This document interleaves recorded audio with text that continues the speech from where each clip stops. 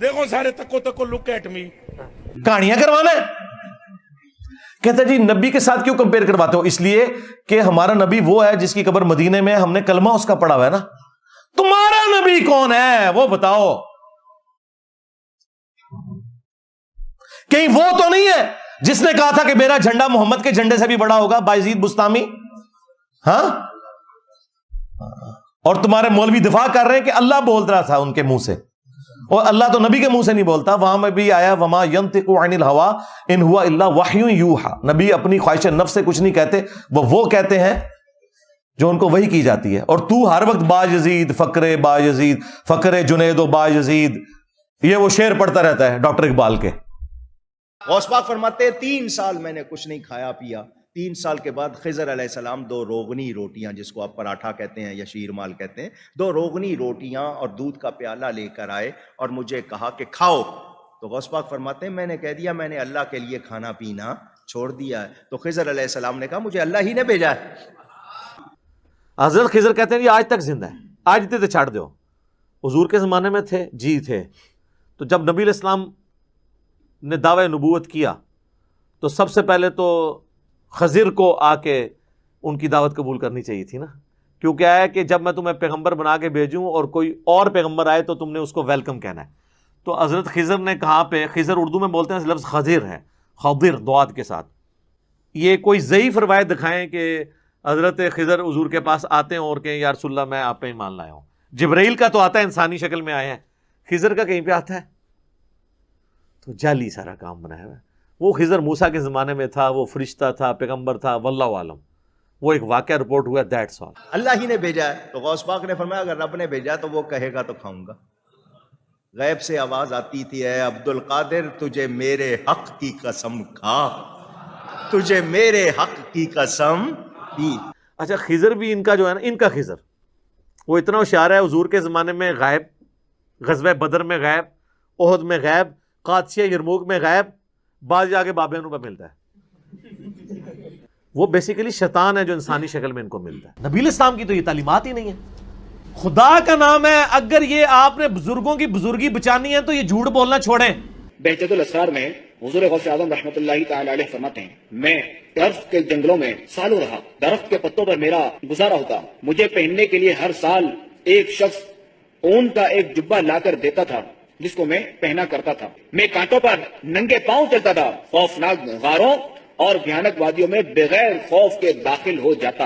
یہ حرام ہے اس طرح کرنا. بخاری مسلم دونوں میں حدیث ہے. عبداللہ بن عمر بن عاص کے باپ عمر بن عاص نے شکایت کی کہ عبداللہ بن عمر بن عاص کی بیوی نے مجھے شکایت کی ہے کہ یا رسول اللہ صلی اللہ علیہ وسلم میرا بیٹا اپنی بیوی کے پاس نہیں جاتا، پوری رات نمازیں پڑھتا ہے.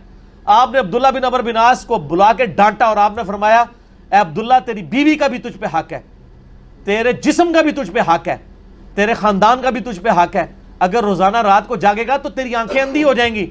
رات کو آرام بھی کیا کر، اپنی بیوی کے پاس بھی جایا کر.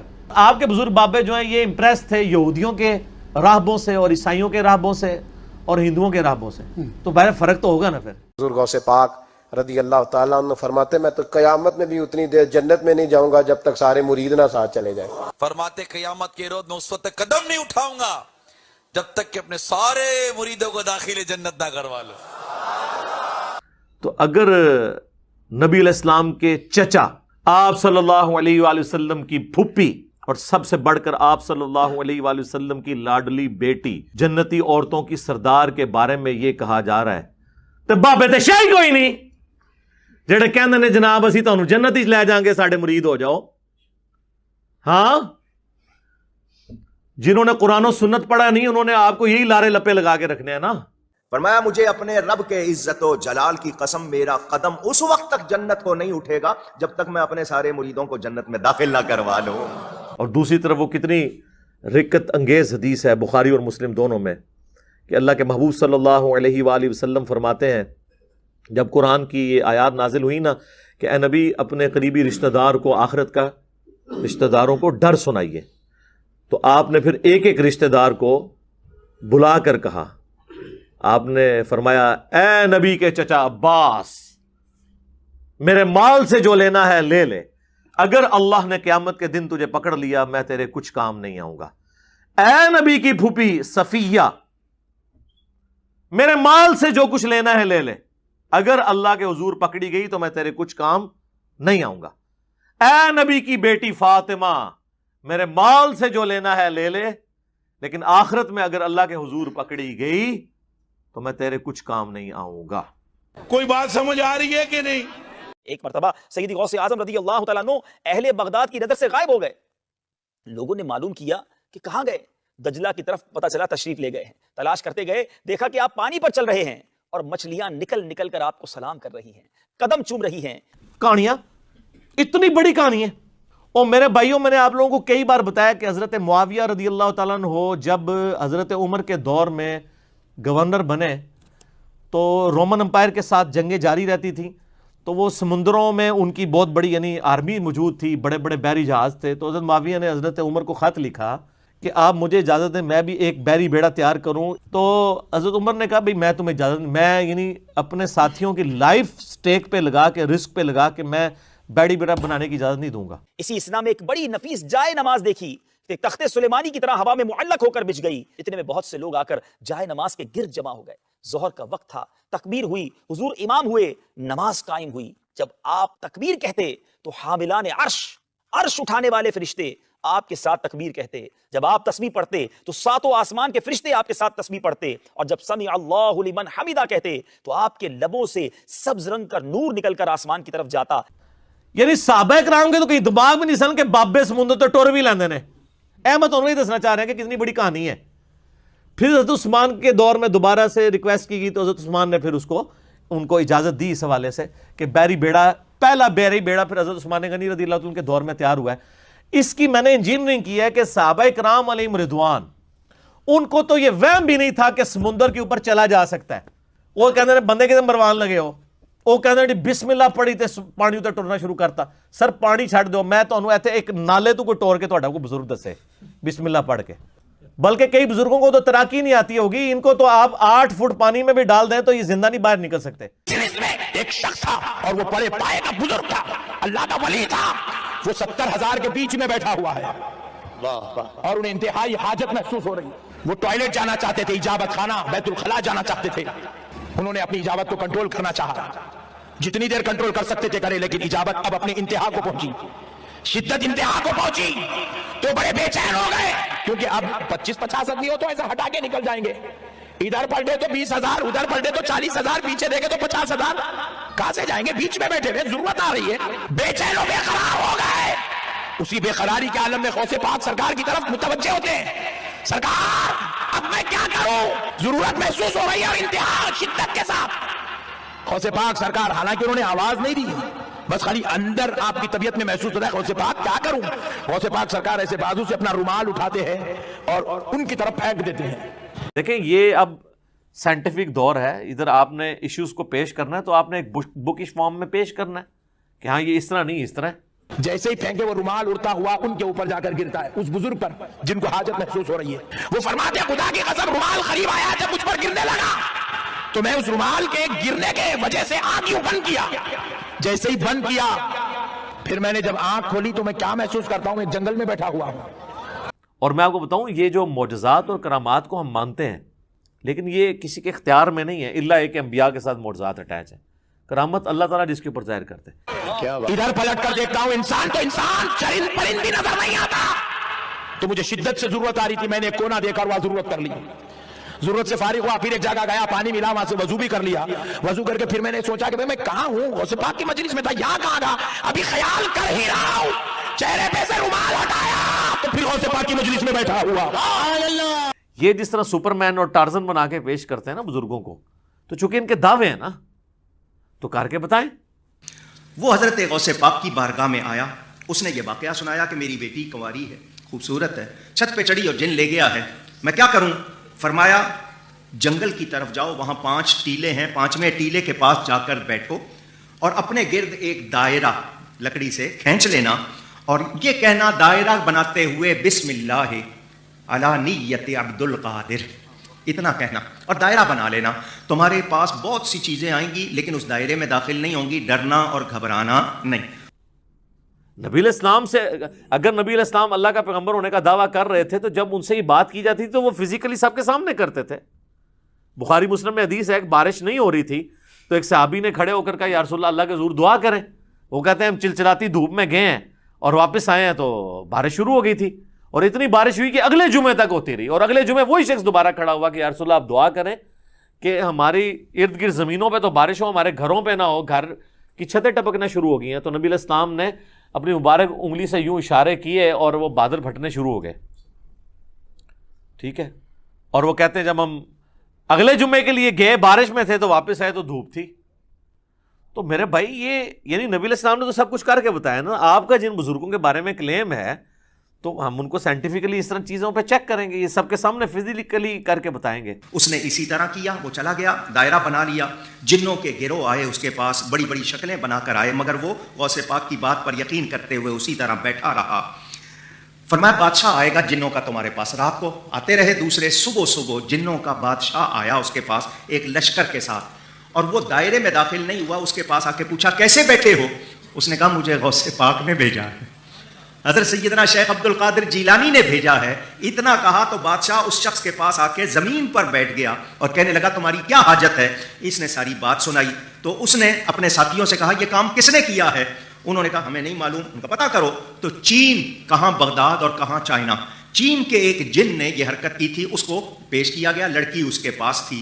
وہ جب آیا تو بادشاہ نے, جنوں کے بادشاہ نے اس سے پوچھا تجھے کس چیز نے اس پر برانگیختہ کیا, اکسایا تجھے کہ تو غوث پاک کے علاقے سے لڑکی اٹھا کے لے جائے؟ اور میں آپ کو بتاؤں نبی علیہ السلام کی نبوت کو جسٹیفائی کرنے والی سب سے بڑی چیز یہ ہے کہ ہزاروں کیمرے آپ کے اوپر فٹ تھے. یہ جو آپ کے صحابہ تھے سفر و حضر ہر وقت آپ کے ساتھ تھے.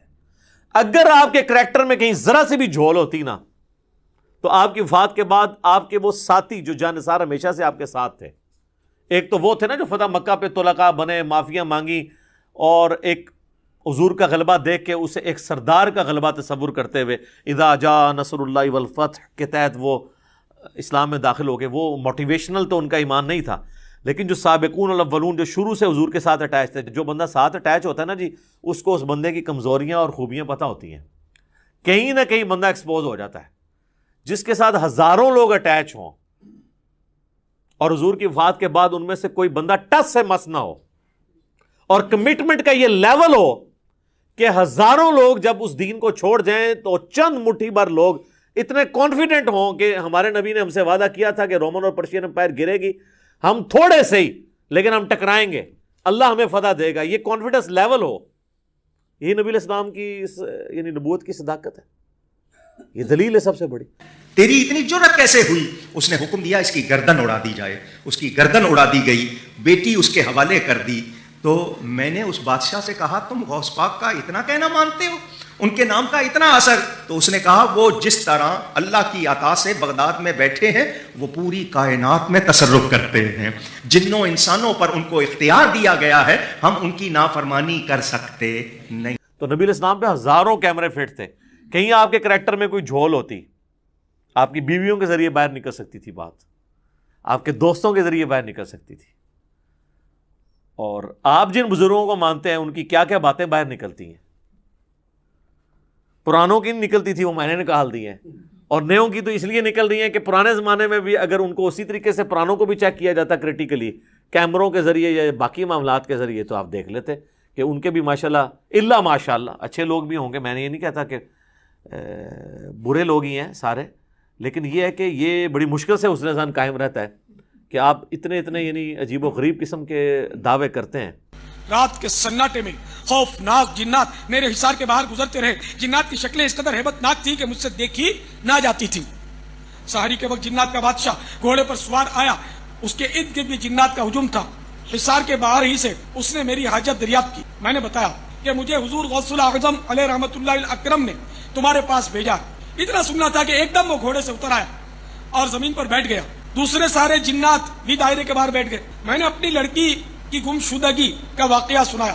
اس نے تمام جنات نے اعلان کیا کہ لڑکی کو کون لے گیا. چند ہی لمحوں میں جنات نے ایک چینی جن کو پکڑ کر بطور مجرم حاضر کر دیا. جنات کے بادشاہ نے اس سے پوچھا قطب وقت حضرت غوث الاعظم علیہ رحمت اللہ الاکرم کے شہر سے تم نے لڑکی کیوں اٹھائی؟ وہ کانپتے ہوئے بولا آری جا, میں دیکھتے ہی اس پر عاشق ہو گیا تھا. بادشاہ نے اس چینی جن की गर्दन मारने का हुक्म सादिर किया और मेरी प्यारी बेटी फातिमा मेरे सुपुर्द कर दी। اور نماز پڑھنے کے لیے جاتے ہیں مکے مدینے، پیشاب کرنے کے لیے اپنے ٹوائلٹ میں جاتے ہیں. ان کے تو ٹوائلٹس کو لگائیں تالے، انہوں کو جتنے نماز پڑھنی ہے استنجا بھی اتھے ہی کرو جا کے روحانی طور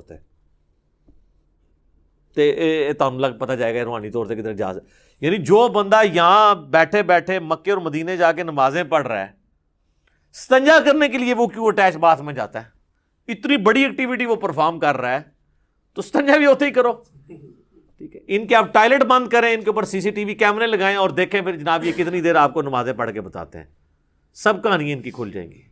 اور میں تو بارہا کہتا ہوں کہ لوگ یہ کہتے ہیں کہ 90 لاکھ لوگوں کو کلمہ پڑھایا، یہ غریب نواز کے ساتھ ناانصافی، غریب نواز کے ساتھ ناانصافی ہے. یہ کہ 90 لاکھ تو اس وقت پڑھائے جب زمین کے اوپر زمین کے اندر جانے کے بعد کتنے پڑھائے ان کی تو گنتی کی تعداد ہی نہیں. کئی روایتیں واقعات موجود ہیں، غریب نواز نے اپنی قبر میں رہ کر بھی لوگوں کو کلمہ پڑھایا. انگریز آیا اسلام قبول کر کے جب کسی سے ملاقات ہوئی، کہا کس نے کلمہ پڑھا؟ نہیں میرے پاس تو کوئی نہیں پہنچا. کلمہ کس نے پڑھا؟ کہ مجھے کلمہ تو غریب نواز کی مزار نے پڑھایا. کہا کہ ایسے ٹورسٹ میں یہاں آیا، ہندوستان میں تاریخی مقامات کو دیکھوں. جب یہاں آیا تو اجمیر کا چرچا سنا. جب وہاں پہنچا میں نے دیکھا کہ وہاں تو کرسچن بھی موجود ہے، وہاں ہندو بھی موجود ہے، وہاں سکھ بھی موجود ہے، عیسائی بھی موجود ہے. دامن بچھا کر بھکاری بن کر دینے کے لیے موجود ہے. تو میرے دل نے کہا کہ یہ مزار تو لوگوں کے دلوں پر حکومت کر رہی ہے. مزار میں سونے والا مزار میں جانے کے بعد حکومت کر سکتا ہے، تو جب زمین کے اوپر تھا تو اس کی حکومت کا عالم کیا ہو. اس دل نے کہا یہ سچا، اس مزار والے کا دین سچا، کلمہ پڑھا مسلمان ہو. وہ کہنے لگے جی بال بڑھ گئے تھے، انہوں نے کہا تیرے نبی کی سنت ٹوٹ رہی ہے تو اس لیے مجھے کچھ پیسے دے دے. یار اللہ کے بندو، وہ کہتے ہیں سال ہوا ہے کچھ نہیں آپ سے مانگا، اب یہ سنت ٹوٹنے، تو سنت بھی ٹوٹنے لگی تو ابھی بھی مانگنے کی ضرورت نہیں ہے. جس نے سال آپ کو بغیر کھائے پیے سارا کچھ معاملہ کر دیا ہے تو روحانی طور پہ بال کٹ جائیں خود بخود ہی. روحانی طور پہ اگر بندہ زندہ ہے تو بال بھی روحانی طور پہ کٹ جائیں، ناخن کٹ جائیں، ختنہ بھی ہو جائے. روحانی طور پہ نہیں ہوتا. سب کہانی ہے جناب. تو اللہ تعالیٰ ہمیں فہم اور عقل دے اور ہم چیزوں کو صحیح طریقے سے سمجھیں. ٹھیک ہوگا؟ جزاکم اللہ خیر. 3 طرح کا واز کرتے تھے. فرماتے تھے پہلے شریعت کے احکام بیان کروں گا، وہ کرتے فرماتے اب طریقت کے احکام بیان کروں گا، اس کے بعد فرماتے اب حقیقت بیان کروں گا. معرفت کی باتیں کرتے لوگوں پہ وجد ہو جاتا، ہو کر کے باہو ہو جاتے تھے. جنازے اٹھتے تھے آپ کی مجلس سے، یعنی لوگ تاب نہیں لاتے تھے، اسی کیفیت میں انتقال ہو جاتا تھا. جنازے اٹھا کرتے تھے. کوئی کریٹو ورک بھی کیتا ہے، کوئی پازیٹیو ورک بھی کیتا ہے. ساڑھے ہی سے بندے اپنے ہی بندے مار دے رہے ہو. یوٹیوب پہ گستاخانہ ویڈیوز چڑھانے والے تو کوئی نہیں آپ نے نگاہ مار کے ختم کیا. ان کی ہارڈ ڈسک سے ڈیٹا تو آپ نے کوئی نہیں ڈیلیٹ کروایا. کس نبی کے ماننے والے ہو؟ پھر ہم صحیح کہتے ہیں نا کہ مرنے سے پہلے اے مسلمان کر لے اس پہ غور. کتابوں کا خدا اور ہے، بابوں کا خدا اور، کتابوں کا پیمبر اور ہے، بابوں کا پیمبر اور. اگرچہ وہ دعویٰ تو یہی کرتے ہیں کہ ہم اسی اللہ رسول کو مانتے ہیں، لیکن پریکٹیکلی وہ ان تعلیمات پہ نہیں چل رہے جو اللہ اور اس کے رسول کی ہیں عز و جل و صلی اللہ علیہ وآلہ وسلم. پھر ہم صحیح تو چیختے ہیں بھائی. کس پیغمبر کی بات کر رہے ہو؟ ہمارے پیغمبر کے بارے میں صلی اللہ علیہ وآلہ وسلم انس بن مالک کہتے ہیں، صحیح بخاری مسلم دونوں میں حدیث موجود ہے کہ 10 سال میں نے حضور کو وضو کروایا ہے. تمہارے بابے کو جس نے تھوڑا سا وضو کروایا اس نے تو مرید ہی مار چھڑیا. 10 سال حضور کی خدمت میں رہا. میں 10 سال کا بچہ تھا، میری والدہ چھوڑ گئی کہ یہ آپ کی خدمت کرے گا، اور جب 20 سال کے ہوئے تو نبی الاسلام دنیا سے تشریف لے گئے. وہ کہتے ہیں 10 سال میں نبی الاسلام کے خادم کی حیثیت سے رہا.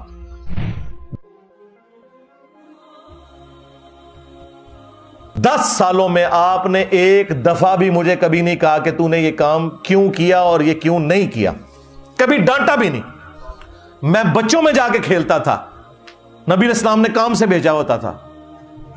آپ علیہ السلام نے کبھی میرے اوپر غصہ نہیں کھایا. زیادہ سے زیادہ یہ ہوا ہے کہ باہر آئے اور پیار سے بلایا، 19 میں نے تمہیں کام بھیجا تھا، بس. ڈانٹا نہیں کبھی بھی. کیا کیوں کیسے کبھی کچھ نہیں. بالکل بچوں کی طرح پیار کیا. اب مجھے بتاؤ اگر عبد القادر جیلانی رحمۃ اللہ علیہ کی بزرگی بچانی ہے تو پھر یہ واقعہ تو پھر صراحتاً نبی علیہ السلام کی تعلیمات کے خلاف ہے. راوی کا قول ہے کہ میں نے خلیفہ کو ایک دن حضرت سیدنا محی الدین شیخ عبد القادر جیلانی قطب ربانی رضی اللہ تعالی عنہ کی خدمت میں دیکھا کہ عرض کر رہا ہے کہ حضور میں آپ سے کوئی کرامت دیکھنا چاہتا ہوں تاکہ میرا دل اطمینان پائے. آپ رضی اللہ تعالی عنہ نے فرمایا تم کیا چاہتے ہو؟ اس نے کہا میں غیب سے سیب چاہتا ہوں، اور پورے عراق میں اس وقت سیب نہیں ہوتے تھے. تو آپ رحمت اللہ تعالی علیہ نے ہوا میں ہاتھ بڑھایا تو 2 سیب آپ رضی اللہ تعالی عنہ کے ہاتھ میں تھے. وہ میں نے پہلے بھی عرض کیا کہ اب یہ قیامت تک کوئی بزرگ اس قسم کا کارنامہ نہیں کر سکے گا. اس کی وجہ یہ ہے کہ اب میڈیا کا دور ہے، اب جیو نیوز کا دور ہے، اب ARY ایکسپریس، دنیا ٹی وی، BBC، CNN، اس کے سامنے پبلکلی آ کے یہ چیز پروف کرنی ہوگی. وہ تو ہر چیز ادھیڑ کے جو ہے وہ سائڈ پہ کر دیں گے، سارا چٹا بٹا کھول کے رکھ دیں گے. تو اس حوالے سے یہ سب کی سب چیزیں جھوٹ پہ چل رہی تھی، اس لیے اب آپ کو آج کل کوئی ایسے واقعات نہیں نظر آئیں گے. ورنہ دعویٰ تو ہے نا جی ہر وقت اللہ کے اولیاء سے. اب اولیاء بھی ان کے لیے اس قسم کے کرتب دکھانے والے لوگ رہ گئے. جی دنیا خالی نہیں ہوتی تو ہونتے آمن اولیاء سامنے ہونتے ضرورت ہے زیادہ. اب تو لوگ قرآن و سنت پڑھ پڑھ کے ان کے بقول گمراہ ہو رہے ہیں، تو اس وقت تو زیادہ ضرورت ہے کہ یہ لوگ سامنے آئے اور کرتب کر کے لوگوں کو دکھائیں. لیکن یہ اب انشاءاللہ نہیں لائیں گے، اس قسم کا کوئی کام نہیں کر سکیں گے، کیونکہ ان کے اوپر بہت بڑا میڈیا کا چیک لگ چکا ہے الحمدللہ. اور صحیح بخاری اور مسلم دونوں میں حدیث ہے، ہماری ماں سیدہ عائشہ سلام اللہ علیہا کہتی ہیں کہ نبی علیہ السلام نے کبھی بیعت کے لیے بھی کسی عورت کے ہاتھ کو نہیں چھوا، اور ان کے پیر مریدیاں کیچ کرتے ہیں ان کے کہنے پہ. تو اب مجھے بتائیں یہ بزرگوں کی توہین یہ کروا رہے ہیں یا ہم کر رہے ہیں؟ اور بھائی جب تم یہ کہو گے کہ تمہارے ایک پیر نے نقشبند سلسلے کے جو بزرگ ہیں بہاول حق نقشبند، ہاں وہ بخارے سے چل پڑے، ہاں مریدنی مینارے سے چل پڑی، ہاں جی، اور کیچ کر کے اتار دیا. حضرت شاہ نقشبند بخاری علیہ رحمہ نقشبندیوں کے امام ہیں. آپ کابل میں تشریف لائے تو بادشاہ کے گھر میں کام کرنے والی ایک خاتون آپ سے روحانی نسبت قائم کر لیتی ہے. جو اس کی ہم منصب تھیں انہوں نے اس سے حسد کیا اور بادشاہ کے گھر کا زیور چوری کر کے اس پر الزام دھر دیا اور گواہیاں بھی دے دی. بادشاہ کو بڑا غصہ آیا، اس نے کوئی بات سنے بغیر کہا کہ اس کو لے جاؤ اور محل کی چھت سے اوپر گرا دو. خیر اس کو چھت پہ لے گئے، جب پھینکنے لگے تو اس کے دل میں خیال آیا، وہ کسی نے بتایا تھا کہ اوکھے ویلے بزرگ کام آتے ہیں، تو اس سے بڑھ کر اوکھا ویلا ہو کیا سکتا ہے. تو اس نے بخارے کی طرف منہ کر کے کہا شیئا للہ چو گدائے مستمند المدد خواہم ز شاہ نقشبند. اور اتنے میں جلاد نے پیچھے سے دھکا دے دیا. جب وہ نیچے گئی تو حضرت شاہ نقشبند بخاری نے پکڑ کے آرام سے زمین پہ رکھ دیا. تو حیرت زدہ ہوگی، حضرت آپ کب آئے تھے؟ کہا تو آج چبارہ آمدی من آج بخارا آمدم. تو چبارے سے چل پڑی تھی، میں بخارے سے چل پکڑ کر اتارا. یہ الفاظ ہیں اس مولوی کے، پکڑ کر اتارا. جب تمہارے بابے نامحرم مریدنیاں کیچ کریں گے تو ہم تمہیں نہ بتائیں کہ اللہ کے بندو یہ کون سا دین ہے جو تم پیش کر رہے ہو. اور کہتے ہیں کہ جی وہ ہزاروں کلومیٹر دور سے آگے یہ منارے سے اس کو پھینکا گیا، وہ بخارے سے چل پڑے. اللہ کے بندو صحیح مسلم شریف کھولو. بنو سلمہ جو ہیں وہ مسجد نبوی کے پاس شفٹ ہونے لگے، چوراہے پہ کھڑے تھے، نبی علیہ السلام پاس سے گزرے. آپ صلی اللہ علیہ وآلہ وسلم نے فرمایا کہ کیا ارادہ ہے؟ انہوں نے کہا یا رسول اللہ ہم مدینہ شریف شفٹ ہونا چاہ رہے ہیں، کیونکہ ہم گاؤں سے آتے ہیں تو نماز میں لیٹ ہو جاتے ہیں، تو اس لیے ارادہ کیا کہ ہم یہاں پہ شفٹ ہو جائیں. تو نبی علیہ السلام نے فرمایا جتنے قدم چل کے آتے ہو نا اللہ کے حضور یہ نیکی لکھی جاتی ہے. تو انہوں نے مدینہ شریف نبی علیہ السلام کی صحبت میں شفٹ ہونے کا ارادہ ترک کر کے واپس اپنے گاؤں چلے گئے. نبی علیہ السلام نے انہیں کیوں نہیں مشورہ دیا کہ تم بھی وہ اس گاؤں سے اڑ کے آ جانا، جس طرح وہ بخارے سے اڑ کے مینارے سے اڑنے والی کو کیچ کرے گا تو تم اڑ کے آ جایا کرو جو تمہیں آنے میں اتنی تکلیف ہوتی ہے. اس زمانے میں تو کوئی نہیں تھا اڑتا. امام اہل سنت نے فتاوی رضویہ میں لکھا کہ غوث پاک کہتے ہیں کہ انسانوں کے بھی پیر ہیں، ان سب کے پیروں کے پیر کا نام عبد القادر جیلانی ہے. جناتوں کے بھی پیر ہیں، ان سب کے پیروں کے پیر کا نام عبد القادر جیلانی ہے. اور فرشتوں کے بھی پیر ہیں، ان سب کے پیروں کے پیر کا نام عبد القادر جیلانی ہے. یہ میرے مرشد کی شان ہے، غوث پاک کی شان یہ ہے پیروں کے پیر ہے. تو کہا کہ اس کے ایک ایک بال سے نور نکل رہا ہے, میں نور دیکھ رہا ہوں. اب وہ نور قادریت کا ان آنکھوں سے نہیں دکھتا, جب دل کی آنکھیں روشن ہوتی ہے تب نظر آتا ہے. کہا اس کا ایک ایک بال منور ہے. لوگ کہتے ہیں نبی کا پورا خاندان نور کیسے؟ او نادان, جو صرف مرید ہو جائے غوث پاک اس کا بھی بال بال نور سے منور کر دیتے ہیں. جب مریدوں کی نورانیت کا یہ عالم ہے تو خود کی نورانیت کا عالم کیا ہوگا؟ اور جب خود کی نورانیت یہ ہے تو ان کے آبا و اجداد کی نورانیت کی شان کیا ہوگی؟ اسی لیے تو اہل سنت کے امام کہتے ہیں تیری نسل پاک میں ہے بچہ بچہ نور کا. پھر میں یہ کیوں نہ کہوں کہ صحابہ کرام جیسا, اہل البیت جیسا ہے ہی کوئی نہیں. تیرے بابے تے شاہی کوئی نہیں, جھوٹ مار رہے ہو تسی, کوڑ مار دے پہ ہو. بزرگوں نے کوئی لطیفے نہیں لکھے جی. یہ کتاب ہے تذکرہ غوثیہ, یہ غوث علی شاہ صاحب رحمۃ اللہ تعالی علیہ کے ملفوظات. آپ فرماتے ہیں میں حج کرنے کے لیے گیا اور میں بمبئی بندرگاہ سے بحری جہاز پہ بیٹھا. خود سنا رہا ہے کہ جی ایک بابا جو ہے وہ بحری جہاز کے راستے جا رہا تھا عمرے کے لیے, حج کے لیے, ہاں, اور کیپٹن سے بار بار وہ جھگڑا کر رہا تھا, جی فلاں بندرگاہ آئے گی, پھر فلاں آئے گی, پھر فلاں آئے گی, اتنی دیر لگے گی. تو اس نے آنے واحد میں جو ہے وہ جدے پہنچا دیا. ہاں, کہتے اسی طرح جہاز بمبئی بندرگاہ سے نکلا, تھوڑا سا جہاز آگے گیا ہوگا تو ایک بابا جی آگے اور آ کے میرے والد صاحب کو کہتے ہیں مولوی صاحب یہ تو بتائیں جدہ کب آئے گا؟ تو کہتے ہیں میرے والد صاحب مسکرا کے کہنے لگے بزرگو وہ یہ تو جہاز بمبئی بندرگاہ تو چلے ہے 11 دن لگنے نے پھر جدہ آئے گا. کہتے ہیں بابا جی چلے گئے. اور بابے کا علمی لیول یہ ہے کہ جدے سے پہلے یلملم ایک جگہ ہے, جدے سے پہلے یلملم ایک جگہ ہے, وہاں اس نے روکنا تھا وہ بھی نہیں رکا, ساروں کے اوپر دم واجب کروا دیا. یہ بابوں کا علمی لیول ہے. ہونا چاہیے تھا کہ سٹوری میں ہوتا کہ پہلے اس نے چھلانگ مروائی, یلملم رکا اور کہا کہ سارے احرام باندھ دو, اور اگلی چھلانگ میں وہ جدے پہنچ گیا. اثر پڑھ کے پھر آئے, وہی سوال. میرے والد صاحب کا بھی وہی جواب, پھر چلے گئے. مغرب پڑھ کے پھر آئے, پھر وہی سوال. کس دفعہ میرے والد صاحب غصے میں آ گئے, کہنے لگے بابا جی گل نہ کریے, بار بار نہ ہو میرے کا, میں تو 11 دن تو پہلے لیا نہیں سکتا, جو تسی لیا سکتے ہو تو لے آؤ. وہ ڈائریکٹ جدے پہنچا دیا. جب اتنی ٹیکنیکل خرابیاں تمہاری ان بابوں کی سٹوریوں میں ہوں گی تو مذاق تو تم اڑوا رہے ہو نا. کہتے ہیں وہ بابا جی میرے والد صاحب کو کہتے ہیں پھر سب سے پہلے کون سی بندرگاہ آئے گی؟ کہتے ہیں میرے والد صاحب نے کہا مخا. پھر کون سی آئے گی؟ حدیدہ. پھر کون سی آئے گی؟ عدن. پھر کون سی آئے گی؟ میرے والد صاحب نے کہا جدہ. تو بابا جی کہتے ہیں پھر ویکھو جدہ آ گیا جی. تذکرہ غوثیہ. پھر ہم تمہیں وہی حدیث سنائیں گے صحیح مسلم والی کہ صحابہ کرام تو اڑ کے نہیں آ سکتے تھے. بنو سلمہ سے جب نبی علیہ السلام نے پوچھا کہ تم لوگ مدینہ شریف شفٹ ہونے کا ارادہ رکھتے ہیں, ان کا یا رسول اللہ گاؤں سے چل کے آنا پڑتا ہے, مسجد میں پہنچنے میں ایک تردد ہوتا ہے.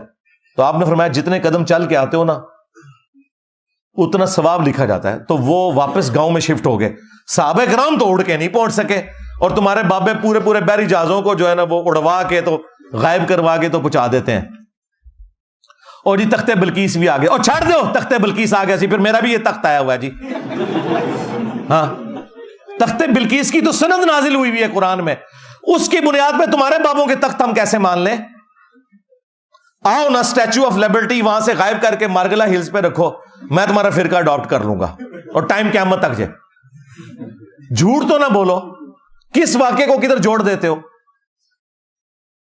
تو یہ بابوں کی بے عزتی تم خود کرواتے ہو, ہم نے تو نہیں کہا کہ تم اس قسم کے واقعات بیان کرو. میرے مرشد نے پڑھنا شروع کر دیا, اعوذ باللہ من الشیطان الرجیم بسم اللہ الرحمن الرحیم.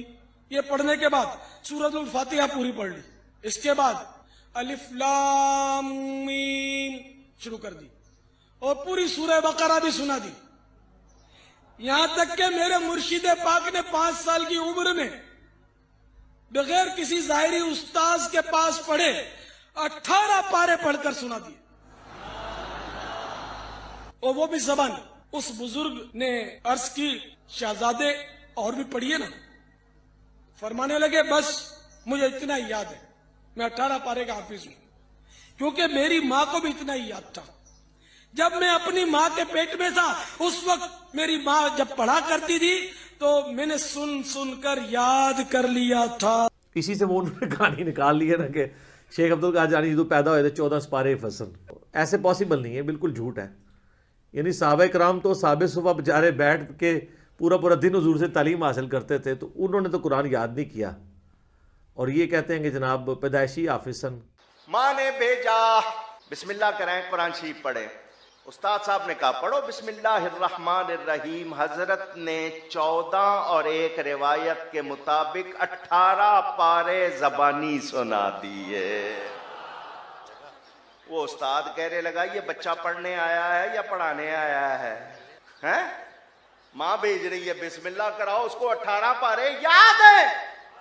ادھر بچہ کہہ رہا تھا استاد جی پہلا پڑھا ہوا تو سن لو.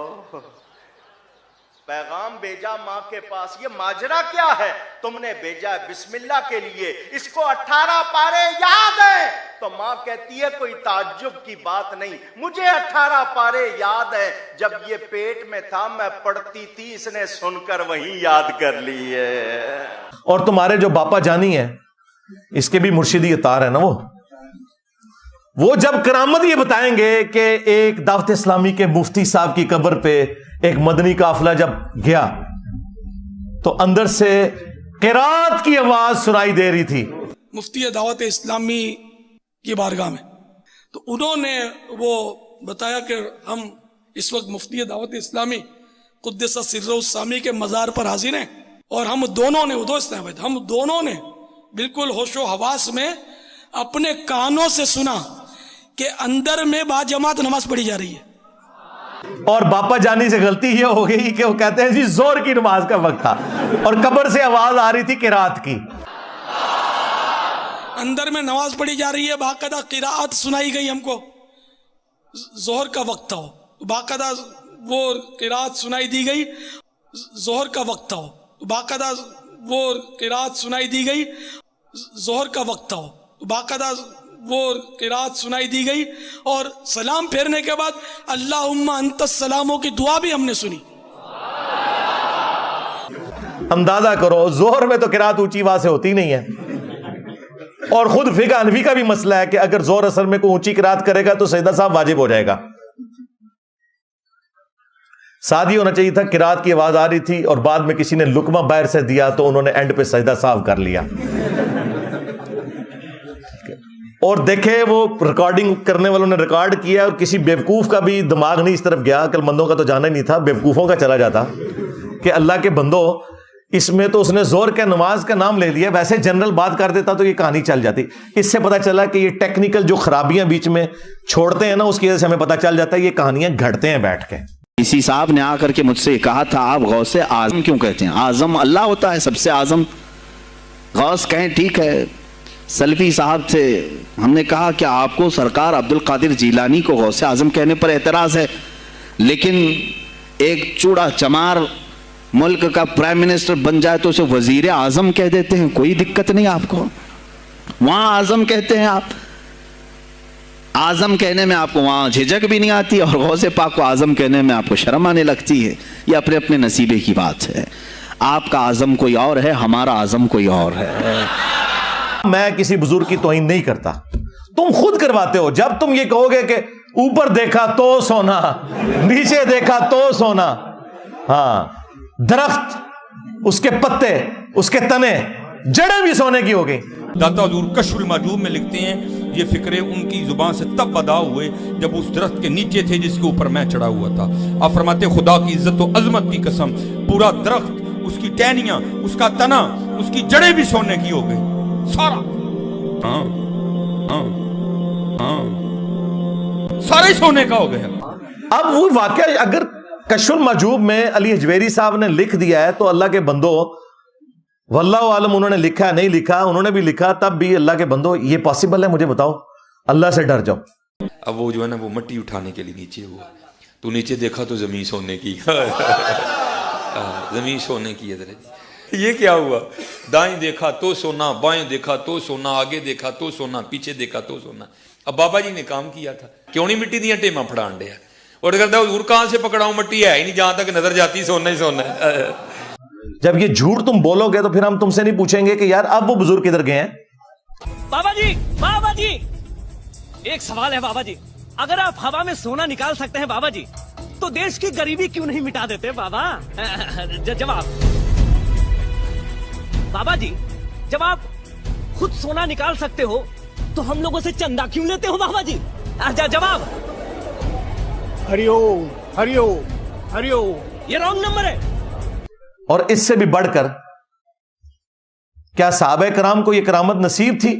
صحیح بخاری میں تو آتا ہے کہ حضرت ابوبکر جب خلیفہ بنائے گئے تو انہوں نے کہا کہ لوگوں تم خوب جانتے ہو کہ میرا کاروبار بڑے اچھے طریقے سے چل رہا تھا، لیکن اب خلافت کی ذمہ داری تم نے مجھ پہ ڈال دی ہے، تو میں اپنے بچوں کو کہاں سے کھلاؤں گا، کیونکہ میں تو اوپر دیکھو تو سونا، نیچے دیکھو تو سونا تو نہیں کر سکتا۔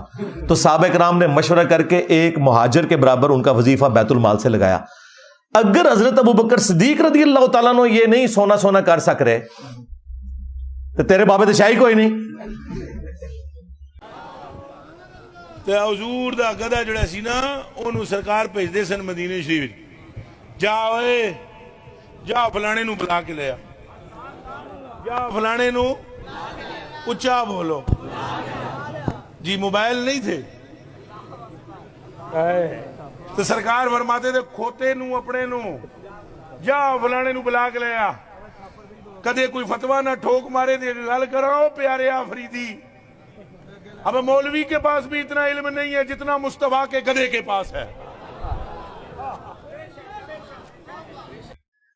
اس سے بھی بڑھ کر سورہ توبہ کی آیت نمبر 92 ہے ہمارے محبوب صلی اللہ علیہ وآلہ وسلم کے بارے میں کہ اے نبی صلی اللہ علیہ وآلہ وسلم، غزوہ تبوک کے موقع پر جب یہ عرابی لوگ، بادیہ نشین پینڈو لوگ آپ کے پاس حاضر ہوئے کہ آپ ہمارے لیے کوئی سواری کا بندوبست کر دیں تاکہ ہم آپ کے ساتھ اس جہاد میں رومن امپائر کے خلاف شریک ہو سکیں، تو تم ان سے فرماتے ہو کہ میرے پاس تو کوئی ایسی چیز نہیں کہ میں تمہارے لیے سواری کا بندوبست کر سکوں۔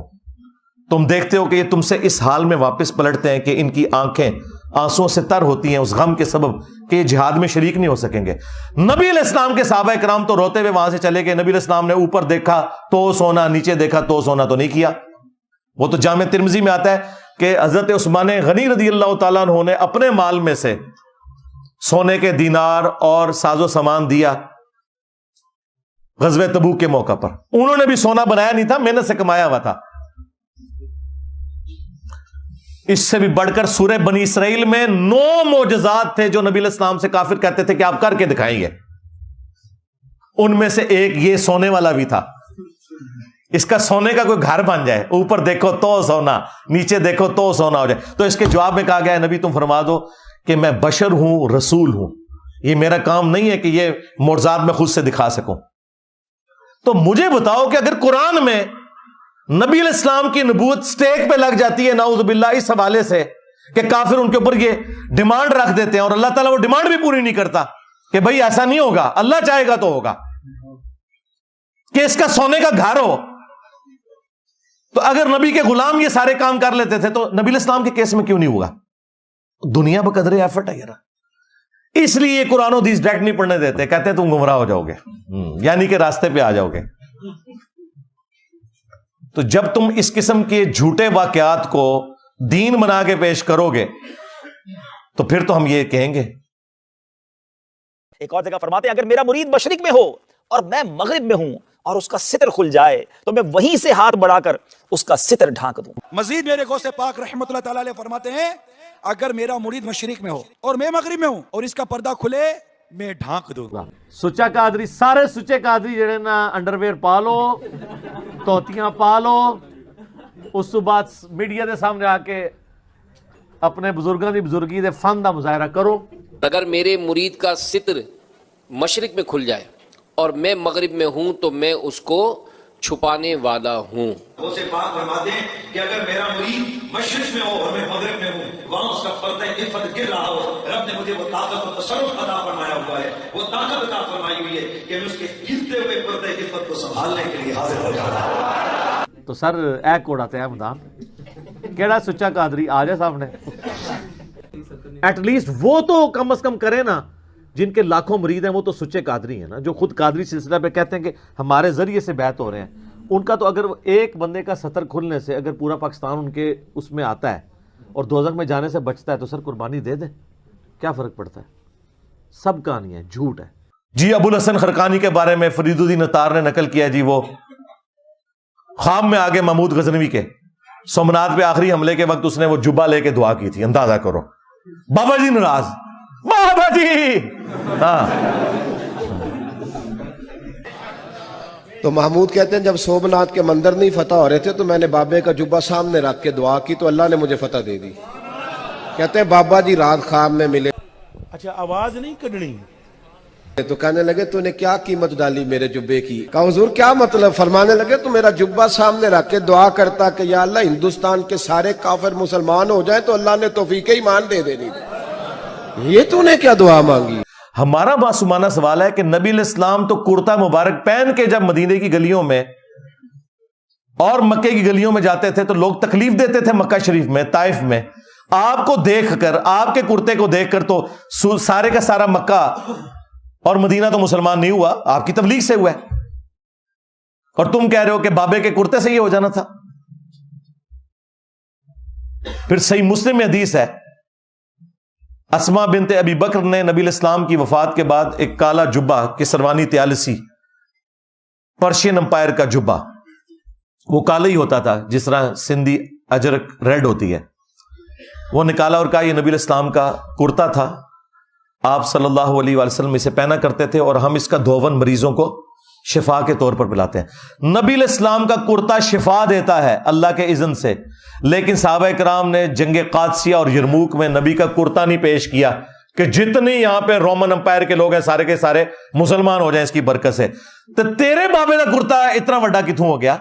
सर ये जो जुमला है ना कि तमाम औलिया की गर्दन पे मेरा पांव है, ये कोई मुसलमान नहीं बोल सकता, वली तो छोड़ दे। ये शेख अब्दुल कादिर जिलानी पे झूठ बांधा गया, उन्होंने नहीं कहीं कहा ये मेरा ये कदम तमाम औलिया की गर्दन पर है।